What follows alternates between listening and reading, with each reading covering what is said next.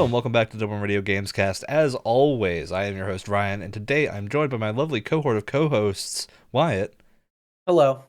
Alex, Howdy do, and yeah. Brett. I can't follow that. You can't follow the howdy that do, with yeah. Well, That was adorable. Today's our Game Pass Games Club. It's episode 143. We're going to go through some Game Pass games that we've been playing for the last month or so, and talk about some fun ones, and then pick some games for the next bout of Game Pass Games Club. It'll be in February, so lots of fun things awaiting. But first, there were some industry events this week. We don't normally talk about a lot of industry stuff when we do Game Pass episodes, just because these episodes take a while, and we like to keep them focused. But we're going to start out with a very quick discussion. I'm time boxing this to short, so we're not going to talk about it for long. But there were a big round of layoffs at 343 and a few other Microsoft studios, including Bethesda, and the Coalition, which is the Gears of War studio. So first of all, Was I it think totaling 10,000? Is there an update on that number? So the number that we have had floated, and I don't have accurate information for this. This is not a thing that is like public knowledge for the most part. But a lot of people laid off. It was aimed, I think, about 5% of the this area of Microsoft, which, because that's 250,000 people, it's 10,000 people lost their jobs. So percentage-wise, it's a relatively small cutback, but personnel-wise, huge hit to many studios, because 10,000 people is a lot of devs. And this was not just Yeah, devs, entire it was also in the teams being publishing laid off. teams. There's some information here that is largely from like various LinkedIn posts that people that have been laid off have said. So take everything with a grain of salt, because it may not be accurate. It probably isn't representative of a lot of the team that was there, and there's a lot of stuff going around that like we just don't have accurate information for most of this, and won't for a while, most likely.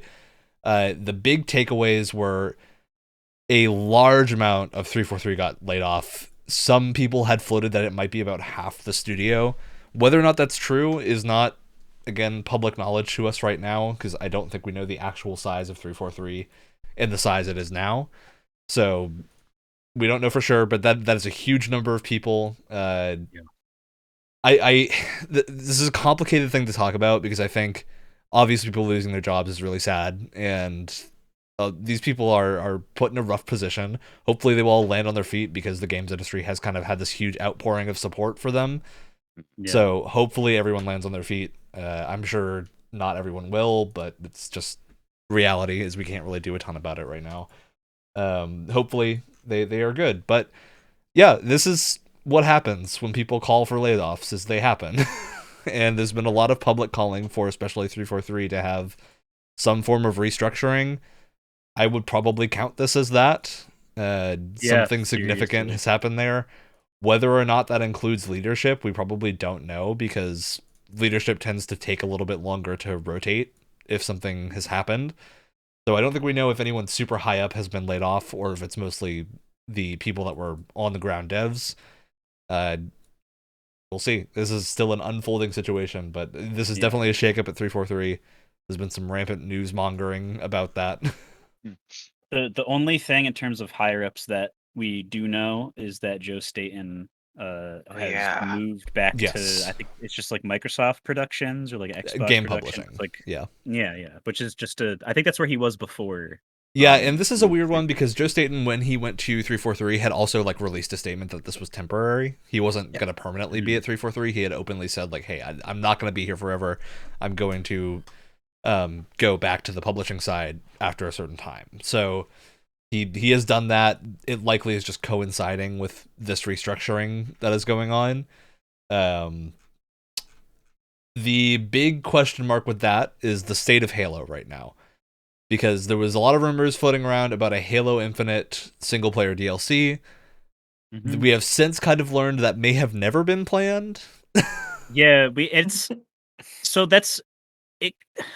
And without saying anything specific, because it's still a relatively new game, we don't want to spoil. I think everything we're saying is speculation. Like, this is all rampant speculation. All sources that we have are like from random people all over the place, and some are just like outright rumors from the gaming subreddit for rumors specifically. But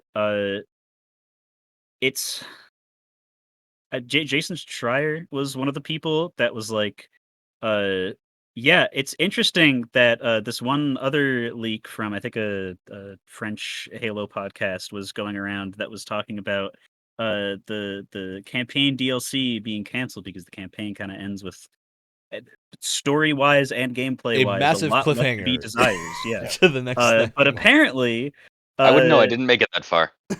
that there was never any planned.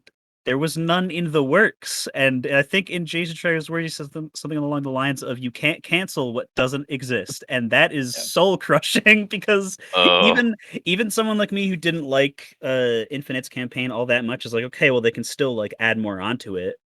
Apparently, it's not a didn't. bad Well, foundation and also, necessarily. Yeah. I was under the impression that was the plan. It's because it seems so from obvious. From what they had talked about, they were like, "Oh, we're not really interested in releasing more Halo sequels. Infinite is a platform for more single player and multiplayer content." Is how they build it to begin with. So the fact that there was no follow up at all to explain this, you know what? No spoilers, but to explain the ending in any way. It's like, so how were you going to follow it up? Was there going to be a sequel, which you had said that you weren't interested in doing, or was it what's going on? So weird. It's very strange. We obviously don't know exactly how this is going to shake out. What has been said since is that Jason Schreier has kind of confirmed that no, Halo is still in the hands of 343. It's not going to a different studio right now. 343 has just been heavily cut down. So we'll see how that shakes out. I think we're probably not going to see anything Halo for a while after this. I think it's safe to bet this is going to be another long gap between Halo games, which is unfortunate because Infinite does end on just a massive cliffhanger. So, well, are we just talking about the story here, or are we also talking the multiplayer? Multiplayer would be fine.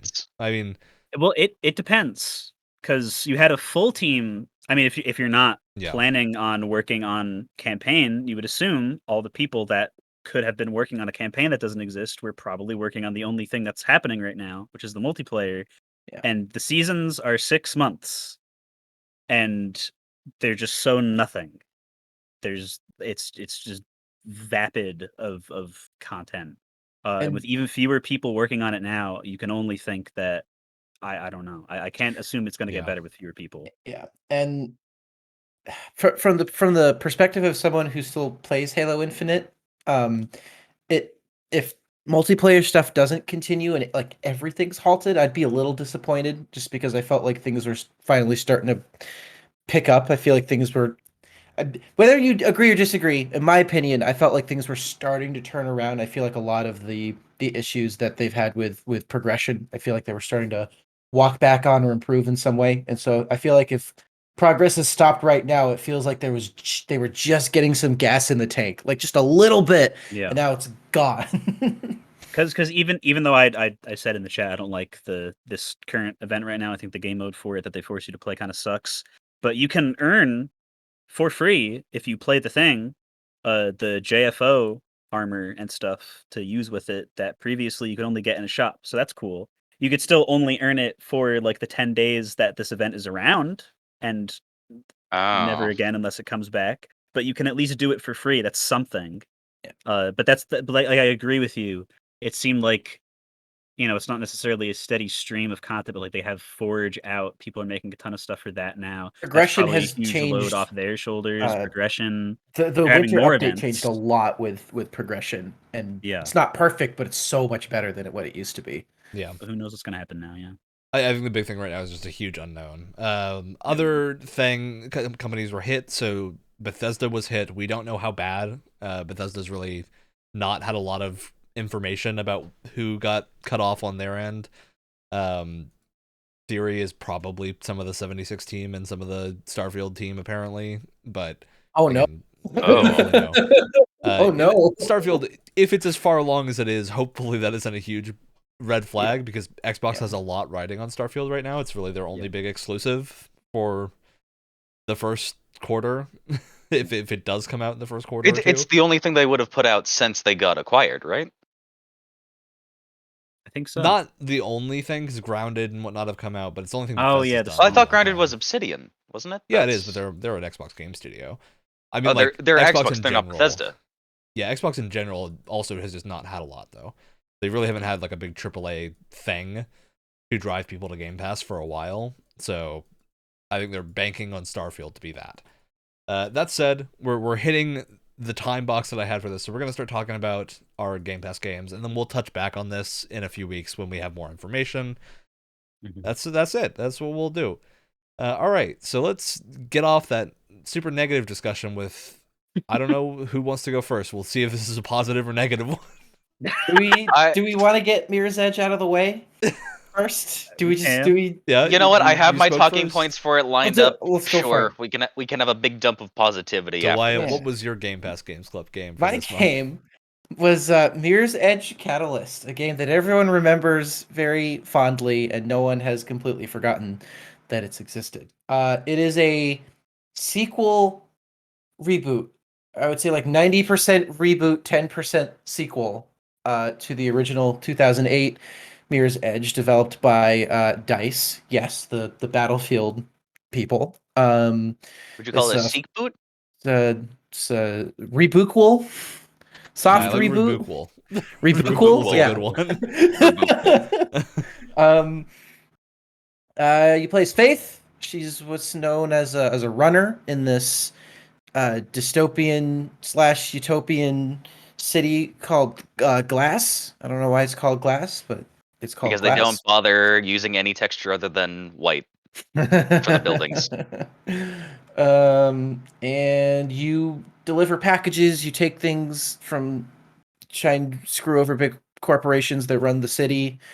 And there's a plot that no one cares about stuck in there somewhere as well. And it's a first-person parkour game, open world. So that's that. Man, Wyatt, you picked an interesting game for this one because I don't know what to say about Mirror's Edge Catalyst. Least interesting, depending on how you look at it. Both. I mean, this is because when we do Game Pass Games Club, we tend to have things that are pretty good, things that are really good, and then things that are just bad. Mirror's Edge Catalyst doesn't fit neatly into any of those. Yeah. So it's hard to talk about because I think a lot of the talk about this game has already happened. So I also went back and played a couple hours of the original Mirror's Edge to make sure I was not quoting things that were not in the original Mirror's Edge that are, and like incorrectly saying things. The one thing that really stood out to me for the difference is like Catalyst and Mirror's Edge feel largely pretty similar in how they play. Regular Mirror's Edge is not an open world game. It doesn't flow like an open world game. It's very point to point, which works well for parkour because you kind of always have like a couple of different lines to follow, almost like racing game style. So you've got a few different main paths, and then you kind of loop back in on it to go to the finish line. Catalyst is weird because it's hard to tell where you should be going sometimes. Yeah. It feels really bad when you have to stop and open a map and pick a thing to do when you're in this free running game and have to like completely cut off whatever you were doing. Especially when it looks like there should be an easy way there around a corner, and it's just not. It's like a 30-foot drop to nothingness, and you have to go like around a bunch of rafters the other direction, which it just feels weird. It wasn't layered in a way that makes a lot of sense.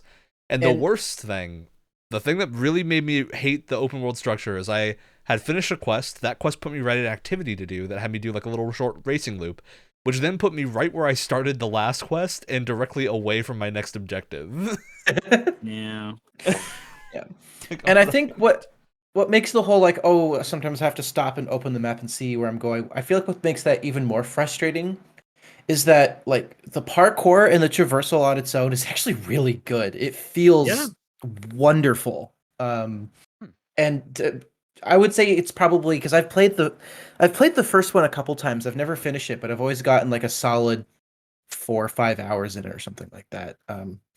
But it feels really polished. It's really well done. They get the sense of like speed really, really well.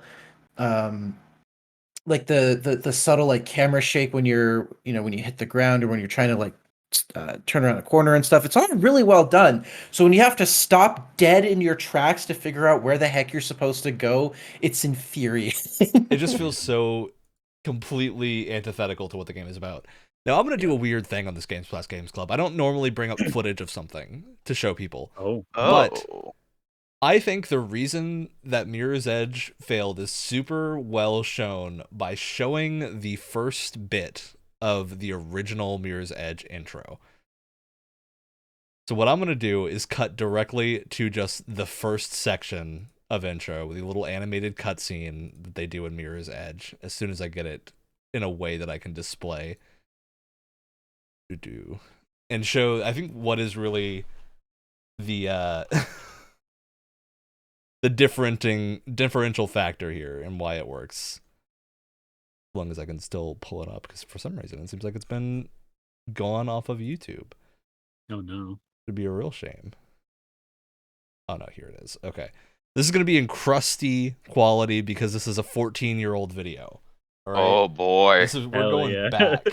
For Time this machine. One. Change our layout to accommodate doing this because this is not a thing that normally happens on the show.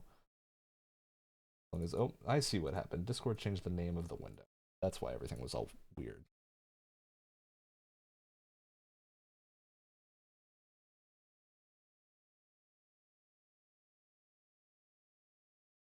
Sure this works. All right, is there actually a screen here? Yeah. It is white, but there is a screen. Okay. Now I just need to get the audio running. But this is what Mirror's Edge cutscene originally looked like. And man, does it make me sad that this is not the vibe that we have in the main game. See, Windows 11 has this problem where you can't easily open a volume mixer to turn the volume on in a program. Windows 11 has this problem that it exists and has bad UI changes. Like Windows 11 I've largely had no issues with, but for some reason it just stops working sometimes. So, you know what, I guess that wouldn't fit with saying I have no issues with it. But get Microsoft Edge to actually... Well, there's someone down there in the comments that enjoyed it, so that's good at least. Yeah. Good for them. I'm glad they're happy. I am too. Once the city This already used to feels a pulse lot with more life. stylized. I like this. I was gonna bring this up, Ryan. But Yeah. alive and wonderful. Oh, this is way cooler. Come Oh. on. Now, Yeah. it's something else. The changes came slowly at first. This is just such a Did great this intro. Most this didn't has realize this has or soul didn't care to it. and accepted People them. cared to make it look They cool. chose a comfortable life. That good Some narration. didn't. And those who refused You to get like conform world building were pushed to instead the of just being like, sidelines, wow, corporation bad, right? penalized. Go beat them up. And then it's They like I don't became even our clients. remember the 3-letter. Well, and I have acronyms some- those guys are called. I have some words about how Turn the they do the gloss storytelling on here reality. because it is infuriating. We keep out of trouble, out of sight. But in this cutscene or in No, Catalyst? in Catalyst. Then we see Ooh. the city in a different way.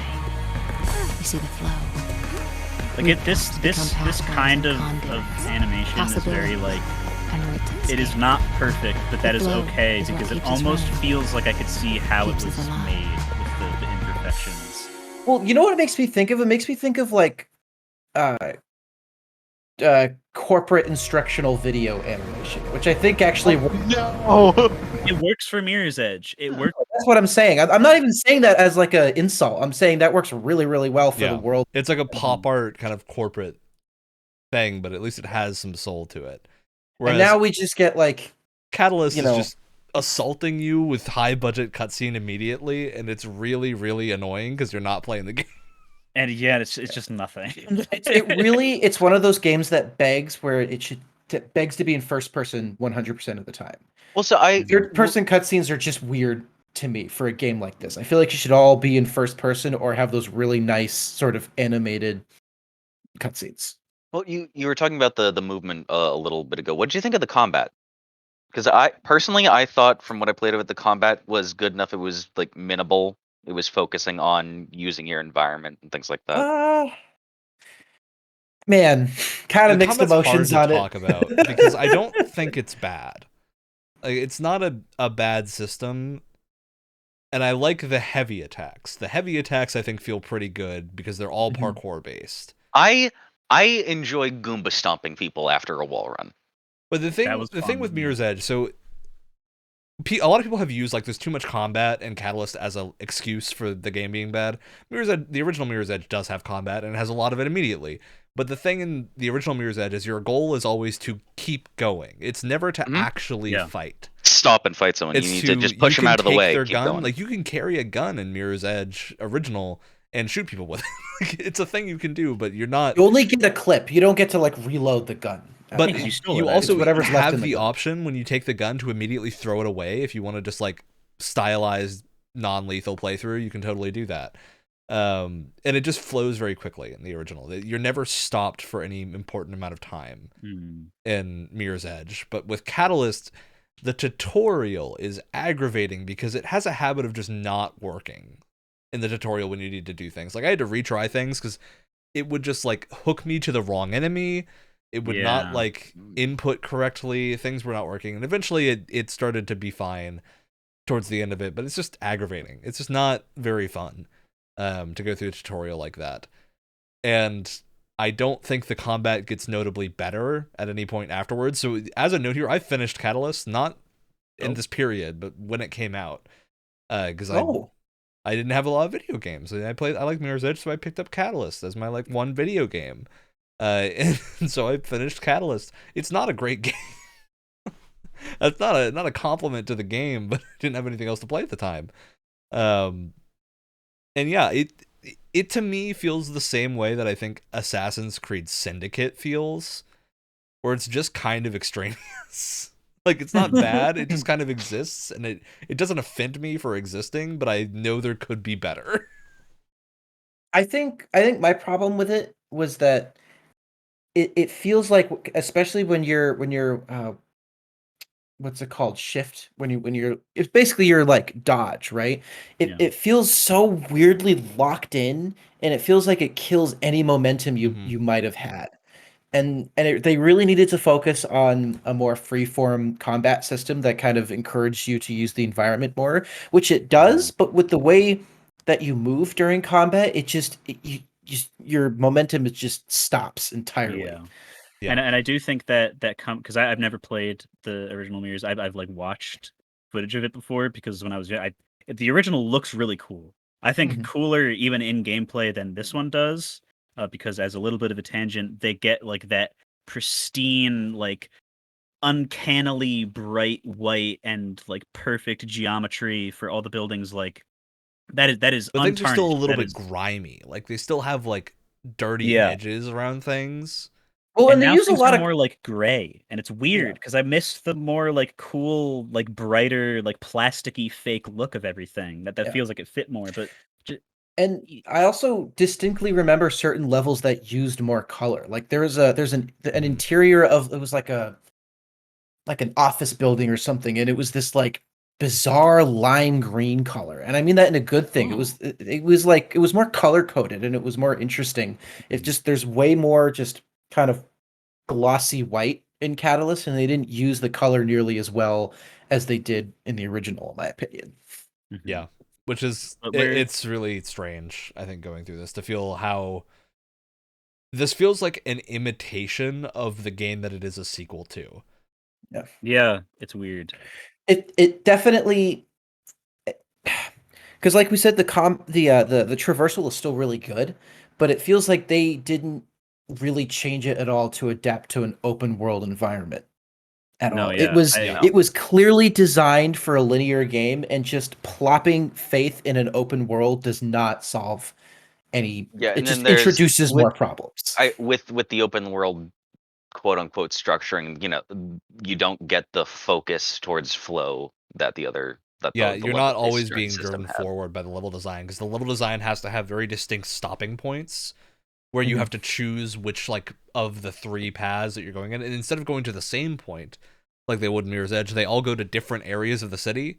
So when you're running to one place, you're just doing back and forths of the same route over and over again, and it's not very enjoyable. It feels bad.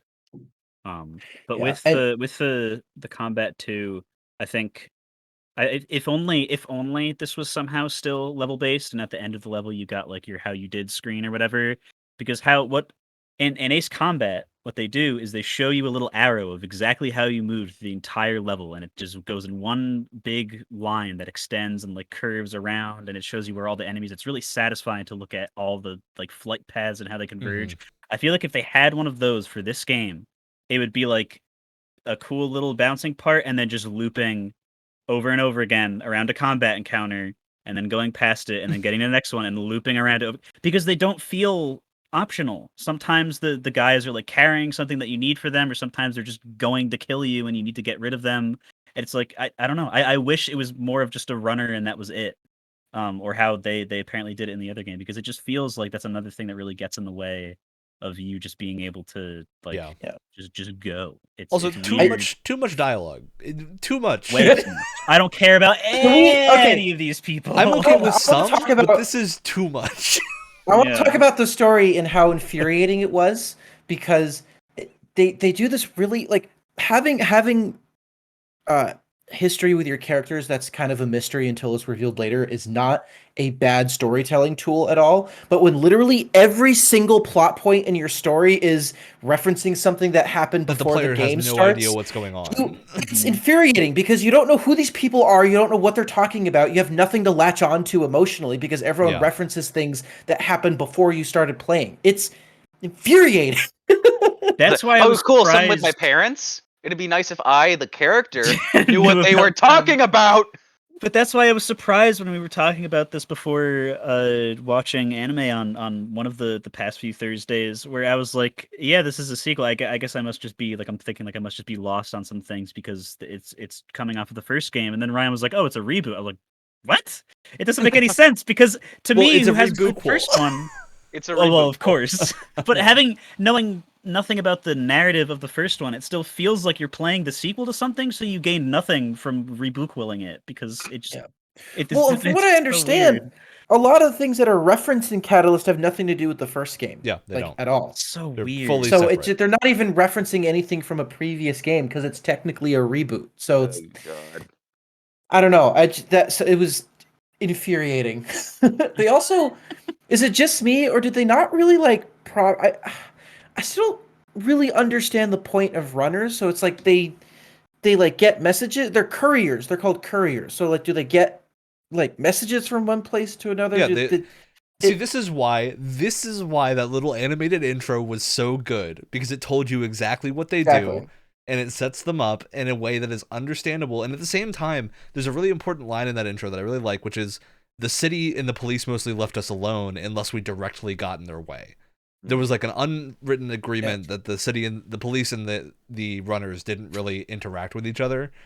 So, but in Catalyst, it's immediately like, oh, your little like, FedEx, your little FedEx they're offshoot like, is immediately criminals. They're K-Corp or whatever it is. Yeah, agents. A-Spec, Ryan. How could you forget? K-pop. It's really just not great. Yeah. Well, you know what my biggest problem with the game was. Yes. Yeah. So I knew nothing about Mirror's Edge or Mirror's Edge Catalyst before playing them. Besides, parkour game. I like parkour games. I like experiencing good game flow and things like that. I also like accessibility settings. You know what I at least wasn't able to find? It could have had it, but I wasn't able to find it. A way to turn the head bob off. Yeah, this is a bad game for motion sickness. Because I could only play it at 10 minutes at a time without feeling like I needed to vomit. It is horrendous for motion sickness. Yeah. Another little nitpick with settings here, you can't bind the mouse buttons. So you can't use like a side mouse button, which was incredibly aggravating, because there is one more combat button than will comfortably fit on a mouse while you are running.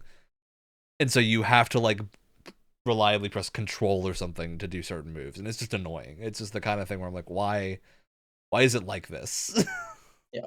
Is this the way that this functions? I do want to point out a few more positive things just to kind of make sure we're not going too hard, because there are some things in this game I quite like. One of them is the music. In both games, they have the same artist doing the music for both games, and I love this kind of like lo-fi techno stuff, and it sounds great. The singer's great. And then I also really like the UI. It's like super clean, and a lot of it's super like diegetic and kind of interesting. It's the polar opposite of Forspoken's UI. Yeah. Oh my god. This is a Forspoken podcast now. Yeah. No more Star Wars or Halo podcast. Forspoken. I also liked the idea of players being able to create their own like parkour challenges that they could like set up themselves in the open world. So you can like, you know what game you can like does that select so much better now, Wyatt? What? Death Stranding. I had this realization while I was playing it. You can call Death Stranding parkour? No, but doing like player-led routes is Mirror's Edge Catalyst tries to do things that Death Stranding does, which is it's weird to compare these games because they're like 8 years apart. So functionally, there's a lot of differences. But we do have to state that Catalyst did come out first. So like it's not like it was trying to a long time ago. It's not like it was trying to rip off Death Stranding. What you're saying is Death Stranding is ripping off Mirror's Edge What I'm Catalyst. saying is Death Stranding is a very open game with a lot of wilderness, and so players can very easily create their own routes by creating like their own infrastructure with the bridges and whatnot. In Mirror's Edge, you have to do the preset routes because you can't come up with like a new path to something. You can't do it because if it hasn't been designed, it's not there. Yeah. So it really has a bunch of problems with that because you can't even compete with other players until the end of the game because you need the parkour upgrades to be able to compete on a fair playing field. Yeah. So the skill system actively works against it in that regard. Yeah. Yeah. It's a lot of things combined here to make me not like this game. Yeah. And then I think the other thing that I noticed that I quite liked too, in terms of the combat, like even though overall I wasn't a huge fan of it, I did like that they gave you the option to attack people, but mostly get them out of the way to keep your flow going. So like your heavy attacks are there if you really want to sit there and beat the crap out of people, but they do give you the light attack option where it's like push this guy out of the way. You or don't like, lose speed when you do it. I liked that they gave you that option, and that I much preferred doing that than just like staying in one place and running in a circle. Yeah, my issue is that they so heavily incentivize you to do combat by like forcing you into rooms with a bunch of people just in the middle of the path you need to go through. It just, yeah, it feels like there were two different teams of people working on this game and they didn't know what type of game they were making. Yeah. And so the game is constantly clashing with itself. I'd almost say it's the same problem that like Watch Dogs Legion had. Of you have like a story going on and then you have the whole immersive sim like play random different characters thing that just don't really fit together in a great way, even though they're both on their own fine. Less than the sum of its parts is maybe a good way to put that. And then I also, and this is mostly the first game, but I do like the runner's vision, which is like a staple of these two games. It's a really interesting idea, especially if you change it in the settings where it's like the classic version instead of like the modified the stuff off. Because the Mirror's Edge Catalyst version is like, oh, it highlights the objects, but it also just tells you exactly where to run. Like it gives you like a little like outline of Faith in where she's running. Whereas in the first game, and they have a mode for it in Catalyst, it basically just highlights the object, the objects that you should interact with in red, which makes the I didn't know which that. Yeah, and it makes like the white walls so much more and fun all this than stuff doing way more the default. Yeah. I think it's a good way of having a like contextual like objective marker without it just blatantly telling you where to go. It almost feels And like it's not the like same you have category to of use thing it. as like the wind in Ghost of Tsushima. I was gonna mention that too, and it's nice too because it's like, well, this is the way that we're recommending you get to this spot, but you can do other ones if you want to. It just helps you. It just kind of helps guide you to where you're supposed to go, roughly. Yep. All right, I'm gonna end our Mirror's Edge Catalyst segment there because we've talked about this game for a long time, and it's time to move on. Right. So Wyatt, what is your next positivity time? Yay! Well, I kind of Please like let it be the good. idea of picking more games that we can play together. And also I'm trying to play more games that are out of my comfort zone this year. That's one of my mini gamer New Year's resolutions. So my next game is Age of Empires 4. Interesting. Yeah. This will be a hard game to get an opinion on in the amount of time that we play these ones, I think. Yeah. All right. Well, who wants to go next, or do we want me to take it? Also, is Alex's camera glitching out for anyone else, or is it just Nope, me? that's just you. Uh-oh. No, Okay, cool. He's normal. Oh, no.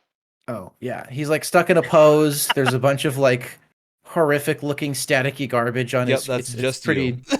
Oh, Okay, no. cool. I'll make it a funny one for you, Wyatt. All I can go right. next. Go ahead, Brett. So for my game, for these last 2 months, I picked Ghost Song, which is a indie Metroidvania, but unlike most indie Metroidvanias, the Metroid part of the Metroidvania is in all caps, and the Vania is very small, which I feel like that sets it apart from a lot of other ones because most indie Metroidvanias just they do just feel like a Castlevania reskin sometimes, which is not always a problem because Symphony of the Night is a great game. We also haven't but gotten any after- Castlevania games in a hot minute. Yeah, it's been a Yeah, long time. exactly. But after a while, a lot of them feel kind of samey. And that's what I was worried that this one was going to be. But there's not a lot of specifically Metroid copycats, and I think this one does it pretty well. It's not the greatest game ever made. There are parts where you can very much tell that it was made by two guys. I think they're brothers. I forget. But I ended up finishing it all the way through. I'm not the only one that finished it all the way Yep. through, but I did Alex and At I really least both enjoy one also ending. finished it. it. Got one ending. There's Yeah, apparently I got one multiple. also. Yeah, there's two. They're at really least. not that different. Oh, there's just two? All right. Don't worry too much. But yeah, you play as deceptively adorable Deadsuit. I found her very endearing because I was kind of expecting to have more of like a robot-y voice, but she just kind of sounds like Violet from Violet Evergarden. It's just very I like how there's this one just adorable character moment like 3/4 of the way through the game where she just suddenly learns sass and uses it with another character for one line. Yeah, it's funny. It's very She has cute. so much character to her. It's so good. Yeah, we're not we're not going to spoil anything for the ending because it's just for technically the first 2 hours. But there's they do the usual twists on the robot becomes more human thing, that are as satisfying as they always are. Which I think just this game having voice acting period was a surprise to me at least. I don't know yeah. what everyone else thought. And it's 100%. good. It's good Yeah. voice acting. Like when Quality. indies usually have voice acting, it can kind of be like, oh, I would just give me a text box. And not 'cause, with like I appreciate. known people either. This is a relatively up and comer group of voice actors, from what I could find. So definitely good voice acting. And they're all really good. The gameplay a little bit, Brett. Yes, because we got a Metroid-like here. I would even say more than a Metroidvania. This is just a Metroid-like. We've got pretty much. we got a bunch of Metroid mechanics. With some interesting twists. You have your little gun arm, except your gun arm this time overheats. Oh, it's and such it does a cool more mechanic. damage the closer you are. But when it overheats, your melee weapon will do more damage. So you have like this nice flow in between different weapons, which is great because I remember distinctly thinking they don't tell you about the overheating for a little while. You kind of just have to figure it out. And I was like going through the game, and right before I got the tutorial for overheating, I was like, man, wouldn't it be really cool if you overheated and like your melee got more powerful?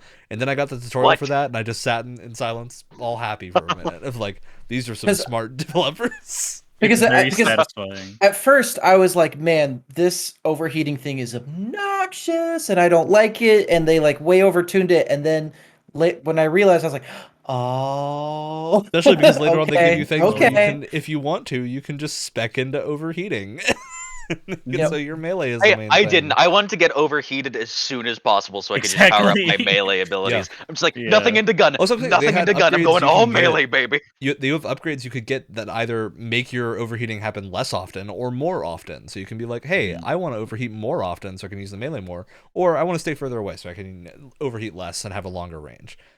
There's like a fun element of build crafting here once you find some things around the world. There's not like too many weapons, I'd say, but there's what alternate weapons you can have for melee stuff. There's a really good variety. Yeah, they're very satisfying to use too because they're all very different as well. There's no like duplicates of each other. They're all very different. And so at least I know my favorite weapon at least had a separate running attack. Do other weapons have a A separate few running of attack them for you do. guys? I don't want to say any of them because some of them might be spoilers, but It a depends, couple really. of the like big chunky melee weapons have Mhm. running animations. There's really fun combos you can pull off with the Yeah. melee stuff, and especially comboing into them with getting overheated and things. Yeah. Very, very, very satisfying to pull off. Got to get that There's green goop. The green gloop. There's another the upgrades are like Hollow Knight style, like shells or whatever Things you they're can called slot in the into an game. energy you have in your suit to Yeah. use. And there's one of those. I think it's one of those that you can get that enables like a heavy charged attack for certain Yeah. weapons. So that's yet another move that you could do with melee, which is pretty cool. So like, and on top of that, you still have your regular old Super Metroid, your missiles that all have like you can spawn little blobs that jump around and damage enemies. You can Oh, just yeah. fire regular missiles. You can have another gun that uses your Oh, not the MP. gun side quest. Yes, there's also a gun that you can get as a melee weapon, which is pretty cool, but no specifics for that because Yeah. that's spoilers. There's also, hey, you don't Um, want to have a melee weapon, you can have a little thing that floats around you and shoots at things for you. You don't Mhm. want to Did have you- either. So After you guys got the rockets, did you use any other yeah. weapon firing type for sure? I stayed with the Sometimes. rockets I the found entire a thing in the time. I corner always that went let back you to the spawn rockets. like little bees that attack things. I use that for the rest of the game. Oh, really? oh, That's cool. Because for some of the big bosses, this is my like one nitpick with the game is some of the boss encounters are not great. I would say they're relatively simple. They're nowhere near as challenging as something like Hollow Knight, which is probably a plus Well, for a lot I of think people. overall, me, at Hollow least. Knight also gets Yeah. a lot faster, and you're not able to go Yeah. really fast Yes. in Ghost Song, so it has to. You're not going to be as agile as a character, so I think they had to compensate. Yeah, for, but there were for a that couple of boss issues fight. that I ended up having with boss fights that don't really show in the rest of the game. I think the rest of the combat is largely fine. But in some of the boss fights, contact damage becomes a problem because it's hard to judge Seriously. how far Yeah. you're actually going to dash. And there is one boss in particular that has like a really huge weapon behind him and will Oh, there's no like God, turning animation. So it'll just turn around and then you'll Yeah, be in the and- hitbox for the weapon and you'll die. Yeah, he Yeah. was the most Incredibly annoying. aggravating for that one boss, and so that's He when I was the switched most to the bee annoying boss weapon. fight at Is all. because the bee would just kill the boss for me. While I- would sit Right. away.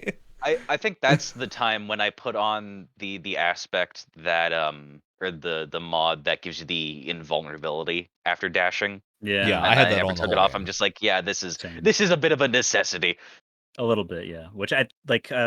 Metroid had things like that too, so it makes sense, Yeah. and it's kind of cool that you can not use them if you want to do a challenge run. But yeah, there's that's the thing is that like when I say that you can tell that this is made by like two guys and help from other people, that's not meant to be like an insult at all because I think when people talk about like really good indie games with like your classic one guy dev or like really small team like Signalis or something, when people talk about that, I feel like it kind of gets lost that that's not just a thing that happens all the time. That like Signalis being a masterpiece is like a god. That's a miracle. It is a godsend. It's incredible that those people worked really hard. That's not going to happen for every single game developed by like 2 or 3 people. Well, speaking of the 2 to 3 game dev team here, we should also say that they're still working on the game, right? They said that Yeah, they're they're still still adding working on Yeah, stuff. so there was some information I found, and this is the other minor nitpick because 3 of us finished this game. Obviously, it was good enough for us all to finish it, aside from Wyatt, who's kind of hanging out in the corner right now as we go deep into Ghost Song.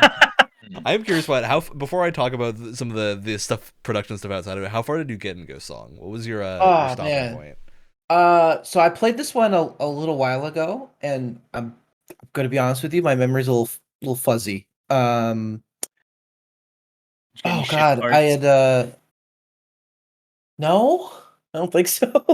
Because a lot of it is just exploring, and you can go to. Did you get like, to lots of different the areas. bit with other NPCs to interact with? It is decently into the game, so you may not have. It does take a No, little while, yeah, but no, I don't think so. I don't think so. yeah, you were pretty Did you- quick. Did you get to the lab? That's like 5 minutes into the game. Wait. Hold The on. first save point is what he's asking. Oh, that's what you meant. I didn't know that's what it was called. Yes, obviously. There's also more than one lab in the game that are confusingly named, so I don't blame you. I didn't know that's what that was called. Yes, of course. Did you stop just because time, or was it a thing of like you hit a thing you didn't like and you stopped?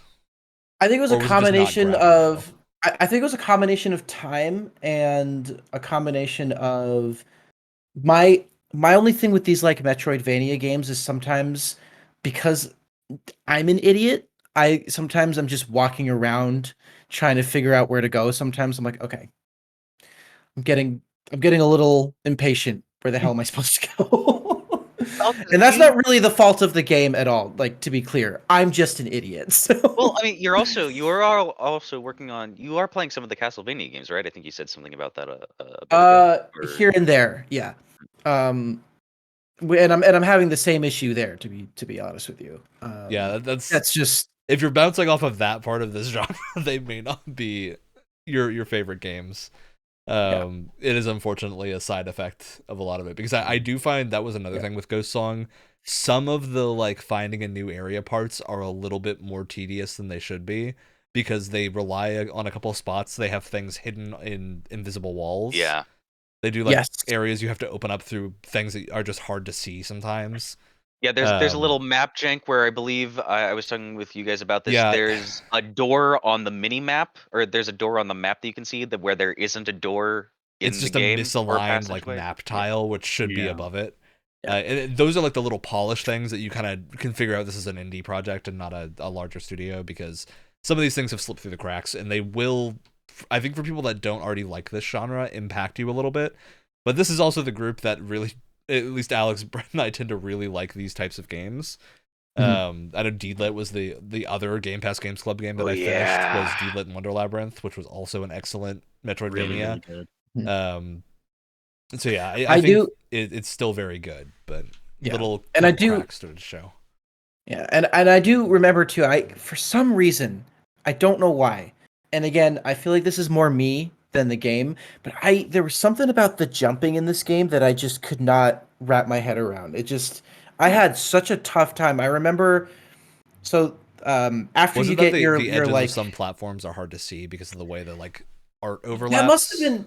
I think that was part of it, but also I specifically remember. So like after you get your like dash ability, right, you're able to go to access that area where you first see spikes, like your first spiked pit. I had such a hard time jumping. Like I don't know why. It's just I would like jump and then it felt like I would like slide right off the edge, right into the spikes, and then I try and hop back out. I don't know what it was. I really don't. And again, I don't think it was the game at all, because clearly you guys are like, what the hell are you talking about? But I'm already not great at 2D platformers at the best of times, and for some reason, I just couldn't wrap my head around this one. I don't know. If you're gonna ask me questions about why, I don't know. I was very thankful to finally get the wall jumping, or the wall bit. Because it's hard to know. I think games like Hollow Knight do a better job at telegraphing where are areas that you cannot get to yet. Yeah. Ghost Song, because of the way the map is laid out, where you're kind of backtracking to a central area repeatedly and kind of going out in like this, you're going out from a central bit into further bits.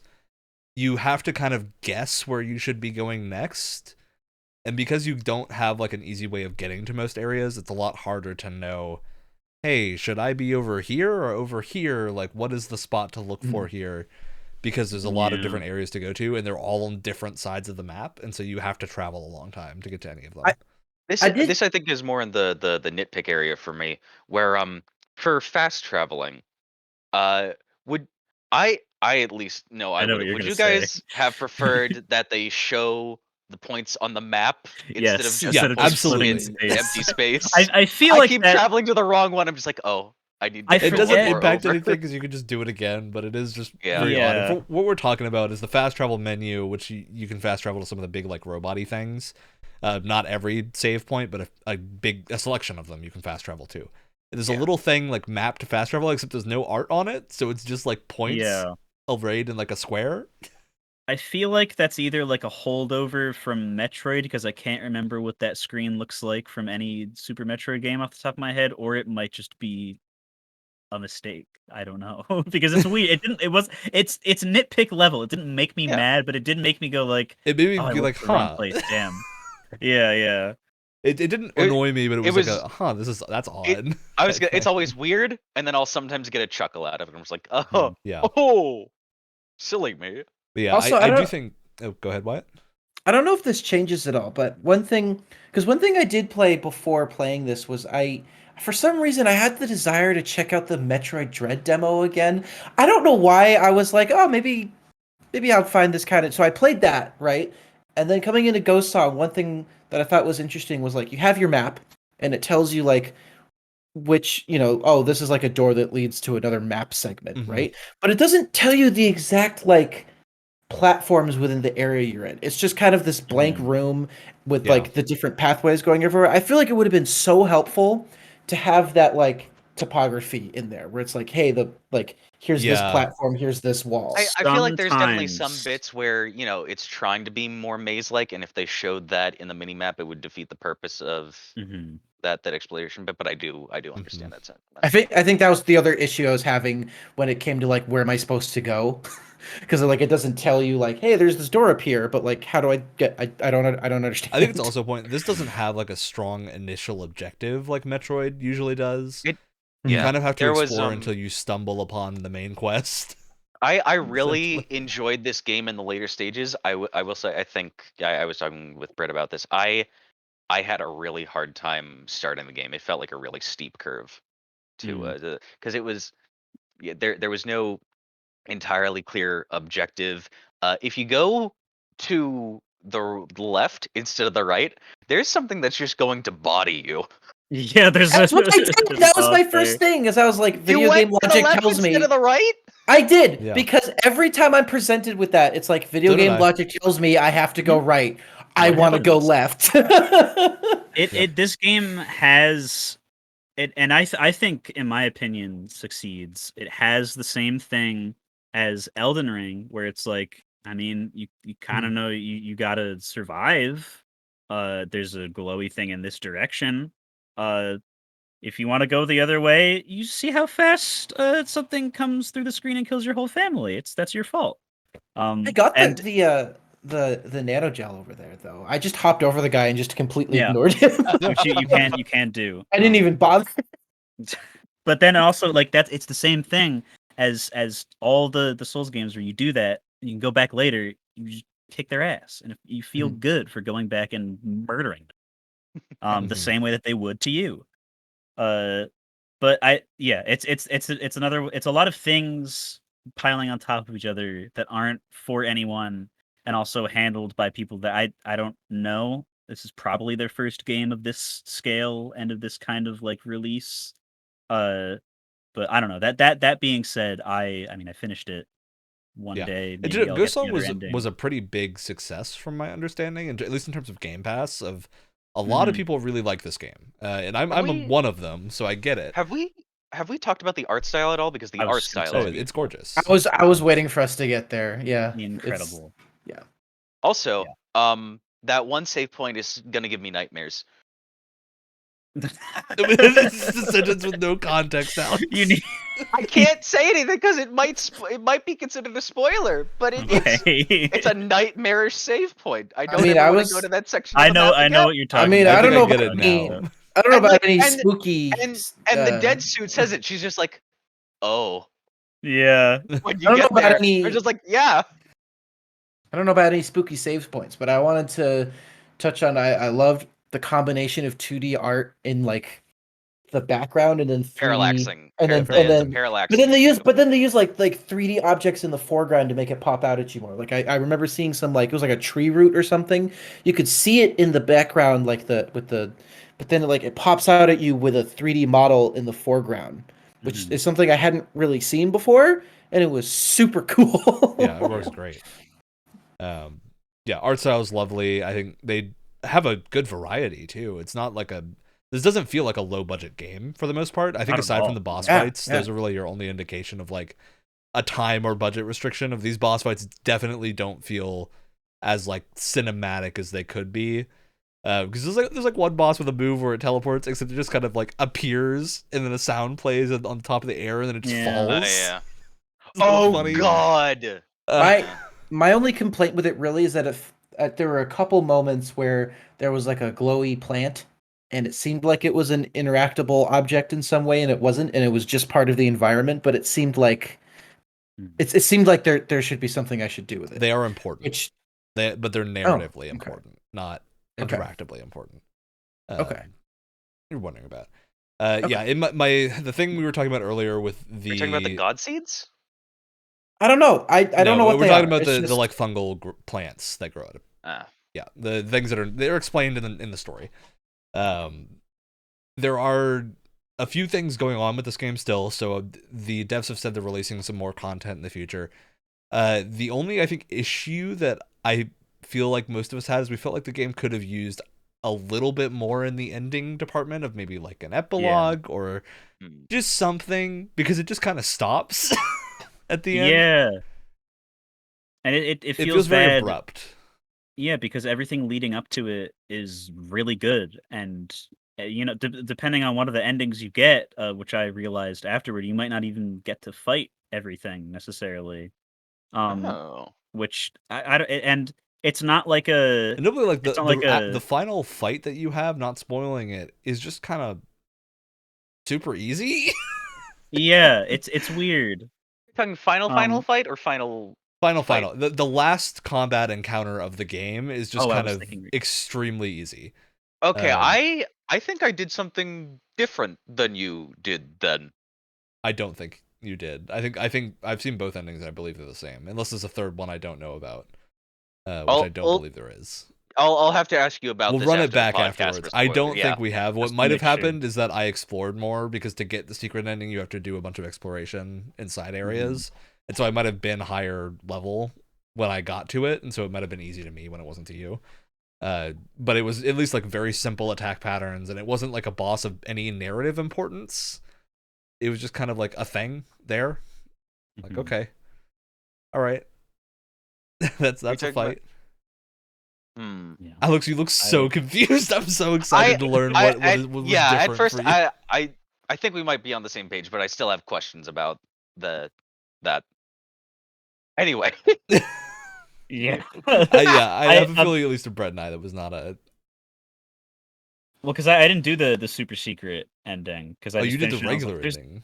Well, yeah, because I was like, there's got to be something more here, right? And then I found out that there was, and I was like, I'll do this later. I googled it afterwards, and I figured it out. I googled it afterwards, and I found out I was one step away from doing the secret ending. We're making a big deal out of it. It's not as big of a deal as it seems. Okay.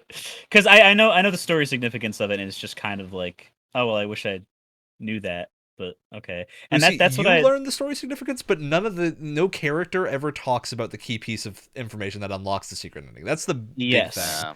Is that like you learn a key piece of information as a player and as a character that you then just never bring up and is never explained, and then the game is over. And that's what leads me to kind of think that it's weird. Like, it depends on what they add. Like, you can't add like a next part that happens after, because just kind of by how it ends, that's like conceptually it's a good ending. You just kind of have to patch it in needs a the little rest bit of of the explanation. Adding. It doesn't need like a full-blown sequel. Like, if you were gonna do more after the game, it would probably have to be a sequel. Yeah. Rather than just DLC. Whereas it's odd, because the reason we're talking about this is the devs posted on the Steam forums that they were working on more content, but the ending is the way it is for a reason, which is cryptic enough for me to be like, well, what's the reason? I'm super curious what that means. But yeah, I think overall impressions of this game were very good. Yeah. Any other final thoughts on Ghost Song? Play it. You should play it. This absolutely gets a recommendation. It's very good. We didn't shout out the sound of the music at all, and I think that needs to happen. I've never been so happy to be deafened by stomach gurgling noises until playing Ghost Song, because there's just some tunnels where just like this soundscape and the vibes are just turned up to 12, and I was like, I'm not even mad. It's whenever I just turned up like a PC game for the first time and the menu music is blasting at me because I haven't changed the sound segments yet. I get upset because it scares the crap out of me. but this happens completely atmospherically, and I'm like, you know what? This is cool. I like this. Yeah, that's And great. What about those little touches where if you're going through like a certain type of enemy a lot, it'll just cover you in viscera from that certain type of enemy. That's very cool. And I remember too the first time that I died, I was surprised because the best way to describe the sound, your death sound, is violent. It just sounds like this violent scream, and I was like, "Oh, machine God!" gun screeching. Yeah, and it like I was kind of made me a little scared almost. I was like, "Oh God!" Very weird. Very pleasantly off-putting. It was like disgusting. All right, Brett. You know what's next? What's your next game? All right. So on the train of us picking things that are not going to give off the greatest first impression within the first hour, I want to have the discussion specifically of which has the better opening, Persona 5 or Persona 4 Golden. So you're all going to play the first hour-ish of Persona 4 Golden. I know you've already played before, Ryan. I was going to pick this game if you did. Oh, well, good. Because I'm playing it anyway, and I'm absolutely loving it. Spoilers, but that discussion specifically because we'll all have played the beginning of 5 and 4 by that point, and they're completely different in literally every way. Yeah. But yeah, it's Persona 4. Is not everyone going to hate me at the beginning of 4?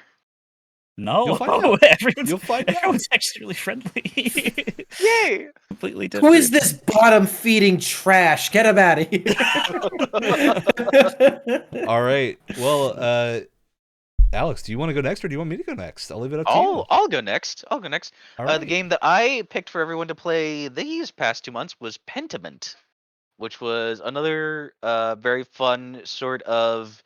I was following my footsteps of picking Procession to Calvary before, and picking those insanely cool art stylized history inspired art style. Yeah.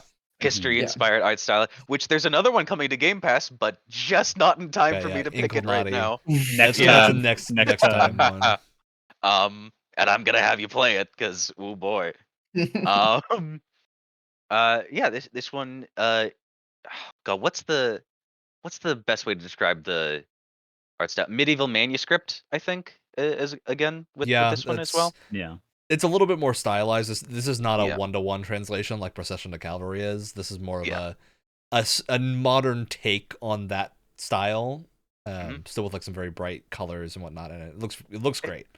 And it's very fitting because you play as an artist who like does these type of manuscript things and paintings and stuff like that. Yeah, he's working to complete his masterpiece at the Abbey.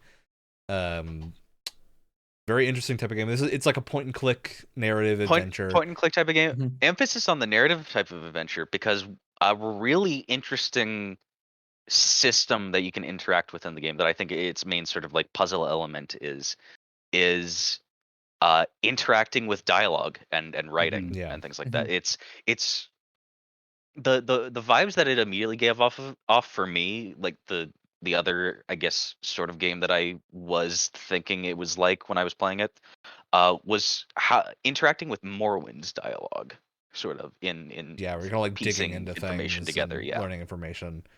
For sure. This actually reminded me a lot of, I think, Chinatown Detective Agency in a weird way of that type of format where you're kind of uncovering a mystery as you're going and having to find pieces of it. But combined with a little bit of like Disco Elysium spice of you have very different skills you need to use to choose paths.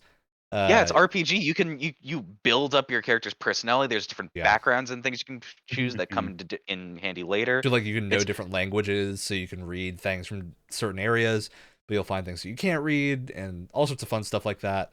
And it's pretty detailed. You're not like picking stat choices. You're picking background information, but it works very well. And it's important. It comes up a lot. And at least very like, fun humor too. I think the thing that stands out is like this bits where, especially with languages, you don't have that information because like I don't know this language.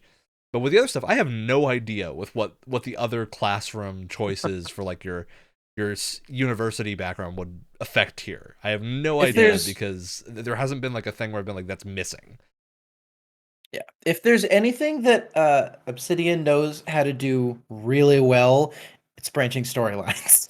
they Seriously. know their shit. Yeah. Yep. It's crazy because it's just so consistent. Like you really, like you said, around, you don't feel like, and it wouldn't even be a bad thing if you felt the gap. Like it would just be like, oh well, this is where you could go if you knew the other thing. Where Yeah, I sometimes think it's, just like, it's also because I chose two stats that I think are very important in the early game area. I chose like the Earth and Stars, and then Oh yeah, what did you biology. guys build your character as? So there I was like very min-maxing important as an biology and artist. Earth and Star stuff very quickly.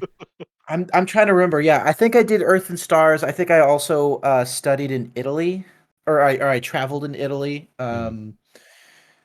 And then, oh god, what was the other one I did? I forget now.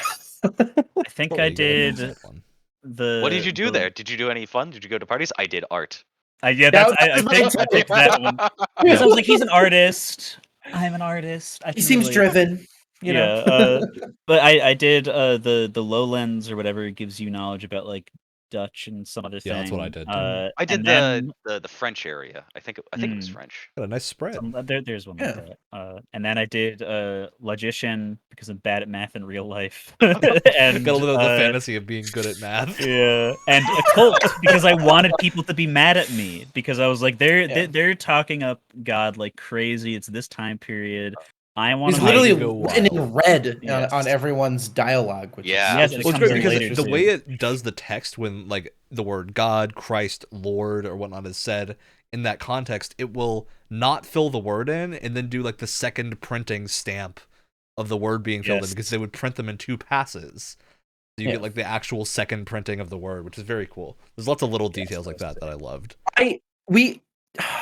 This game gets an 11 out of 10 for presentation. I think that's like the big thing. This game, like, it was so charming, and it feels like it's thought of everything. I love the hyperlinks where you can click certain things and it'll tell you more information. Yeah, I love it. So great. It is so sneakily an educational game, and I love that kind of stuff. Yeah, and the good thing it's that works great well on controller too, because I played most of this with controller. You can press select at any time and it'll bring up like this little menu that'll just tell you about what's on screen if you have like a little red underline thing, and it like has different art on it depending on how many things you have selected. It looks great. But it's great too because it allows everyone in this world to speak more accurately to the time period, and it also skips out on a lot of awkward, like I call it dial exposition, where it's people talking and trying to fill in the viewer or the player on like important context that doesn't feel like a natural conversation. You can choose all the exposition you want because you can actively, choose. I want to know more about this one. It's fantastic. I also love too whenever someone like yells or they're trying to like they're like, if they yell, you can hear like you can see the ink splotches on their like on their word bubble too, which is just like you didn't even have to do that, but there it's are so great. different fonts depending on the background of the person talking. Yes, yes, that was so cool. And it'll change when you learn more about someone too. Sometimes it's so sick. I did have to tone that down a little bit in the settings for it to be legible. It is, if you're dyslexic, that will be a nightmare, but you can turn it off. Or you can not turn it off, but you turn it to a different font, so that's much easier to read. It's like looking at the word minimum in cursive. Yeah, the difficulty reading it is part of the charm for me. I think it's its own puzzle. And the presentation is so great because it works so well with its with its like accessibility too, and its functionality, right? Yeah. I think the only thing that I would have wanted that it doesn't have, and not that this is a huge detriment to the game, but I feel like another thing that would have been nice to have is like if you could scroll back. At least I couldn't find anything. This might be in the game and I couldn't find it, but a way to scroll back during a conversation to like reread certain things, like or maybe click back to a character. That would have been appreciated. You have a glossary. I think you do have a note don't have a section text log. Like in a lot of these, like if you're playing, I don't know if anyone has played like a it is in every other type of game that I've played that has this. And so you can like scroll back and stuff. Pentiment it was the only thing, and I don't think it's necessary at all, and I don't think it's this huge like criticism or anything. I just feel like it would have been nice to have. But because it's easy to like accidentally double press a button or something and just miss a block of text that might have had a critical information. So I would like to see a text log, especially because they only use 3 of the buttons on the controller face buttons. 2 of them do the same thing. So just toss that in as the third button or the fourth button, you know. Give us an option. Another thing, can we all agree on screw that snot-nosed brat who let the sheep out? Good old Martin. Really having a rough Oh, go Martin. of it. Did everyone get to the mystery, or did most people stop before? Because the main mystery is pretty deep into it. I didn't. I'm almost at the dinner party. Okay. So It happens very soon after that. Yeah, I did notice that you don't have a driving force for a while in this. Enough to like, I think it took a solid 2.5 hours to get to it. A lot of that might have been that I was playing relatively slow, which is a thing that this shares with the next game that we're going to talk about. It plays slow. Yeah, I think when you get to the big mystery, it's very interesting. I'm excited to see where it goes.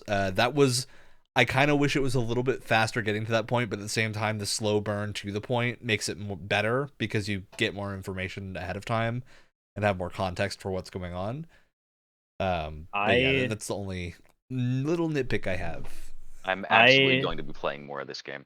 I'm parrying your nitpick and sending it flying off into the cosmos because I didn't even read anything about I just started playing and I was just like I didn't even realize like, oh, where's my driving force to do this? What am I doing? I was just like completely sucked in and brainwashed for like the 2.5 hours I was playing. And my mom walked in the room and was like, "Oh, what's this?" I feel like the average game player is going to completely write this game off because of that longer time. You know what? Let them read it off. But I'm less talking about myself and more about I think this would have attracted more people. Probably. But I will say this did make me very happy, even when there wasn't like humorous things happening. Like when there's and this is towards the beginning, so it's not even. I mean, it's not story relevant at all, so it's not a spoiler. But like, there's a segment where you're helping the nun that runs the library collect the books that are strewn around the scriptorium. And you know she needs them because they are they belong in the library and they've been out for too long. And as you give them back to her, like the page of the book will open and it'll be like covered in Latin or whatever, and then like a picture will be there and your character will walk over one of the characters that's depicted and like take up the same pose, and the nun will walk over to someone on the other side and take up their pose, and you just have a conversation about the work. And it's like I've read and translated the entire Aeneid in high school, and now people are finally talking about it. It was worth it. Oh my god! But it was so cool, and they have conversations like that are weirdly. The one that stands out to me is the one about the Aeneid because I think Illuminara is the librarian's name. The nun. The librarian. She's talking, and like when the conversation starts, like, oh dear, this can be handled very poorly. Where the conversation of ancient myth handles female characters so poorly, all like one note and whatever, and it's very easy to write that in a way where it just gets a bunch of eye rolls and is unsuccessful. But they handle it well, and your character's just like, oh yeah, that's a really make good sense. point. And yeah, that's a really good point, and I'm not going to even try to like battle you on that, but also at the same time, here's why that's like that, and I like talk about it back and forth. It's so interesting. It's so cool. I loved it so much. What you're saying is it's not Velma. It's not Velma. Absolutely not. I would ask you to keep those cursed words away from this podcast. Oh my god! But I hope talking there's about more... a good piece of media now. I hope there's more stuff like this as the game goes on, because it starts with like a dream sequence with like a kind of heightened reality and stuff. I would imagine the king and the devil and the fool and things like that. Yeah. I'd imagine as you're trying to solve a case, you'd probably go into like some modern Sherlock Holmes movie where you're like imagining the scenario or whatever. Like I just want to see that. I want to see that so bad. I don't know how long the game is. The thing I really liked about when the case starts up, and I won't spoil any of this, but the thing for the first part of the game, you only ever have two things to choose between for the most part of the opening. Once you get to the case, it's a lot more open in that you have like 5 leads to follow. You can only follow one of them on that first day. So you have to like prioritize what you're following, and you know that you're going to miss information because things are going to change over the next few days. You're not going to know like what's where, who's talked to who, or what's been around. So you have to like make choices and prioritize like who you're spending time with and what areas you're going to know that you found what you need to find, which was super interesting. It made it a lot harder to kind of power game anything, because you can be like, well, I'm curious about this one specific thing, and I have the background to back that up, so I'm gonna go investigate that. Was kind of my logic of like, hey, I know the biology thing, let's go investigate the biology related thing first, so that way I have all the accurate information. Which was great, because then you have like a really cool scene with a character that I hadn't really interacted with before, and you get to learn more about them while you're also investigating. It's fun. It's a good little lead in, and I'm excited to see where the rest of them go over the course of the next days in the game. Genuinely, I feel like this game has a very good. I feel like a lot of games are kind of scared to do it because it could be kind of frustrating, and so I'm kind of glad where they don't. Where like when it comes to branching paths of what could happen, I appreciated very much that, like, no spoilers on what happens, but there's a point in Elden Ring where you basically just get to choose the end. And if you have the requirements for it, you could have all the options between all of them. And so you don't have to go back and redo a bunch of stuff or whatever. And I feel like as a player, I'm worried about it because it could be frustrating to actually have like, okay, I made a choice like 6 in-game weeks ago, and it's still having repercussions right now that are only coming to light. But Pentiment does that like so satisfyingly that I can't be mad. And it does like, it the in a emotions... CRPG fashion of exactly, yeah. You know going in, you cannot make every choice. You're not going to see everything because people will like you or not like you based on what you do, and so you have to deal with that. And that gives you a great reason to replay the game, which is like, this is my thing about replayability. This is a great way to make a shorter game with more pathways through it, especially for these narrative games where you can really do that and take advantage of the fact that people that are interested will replay the game to see the other options. Like, I'm already excited to learn, like, what if I was from Italy and then I did different choices and I did the occult background next time? What other information would I get? How would it play out differently? Especially because I don't know if we're gonna get a like solution to the the mystery here. Of like, are we gonna know an actual solution? Is it gonna be more of the thing where we have to pick someone and we don't know the correct answer? Because I think there's a lot of cool ways that could go. Since I'm min-maxing artist this playthrough, I think definitely the next one I'm gonna go for is socialite slacker. Because you could do that too, yeah. Be fun. All right. Any other thoughts on Pentiment? I would absolutely recommend this one as well. high recommend.